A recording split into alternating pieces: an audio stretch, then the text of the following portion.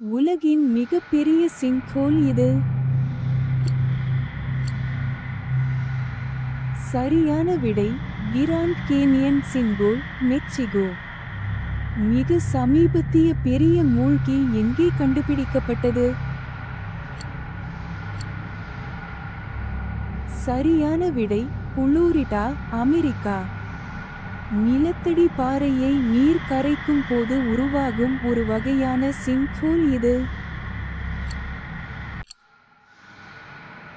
சரியான விடை karst sinkhole.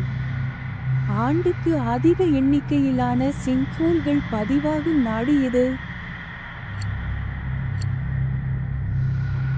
சரியான விடை அமெரிக்கா.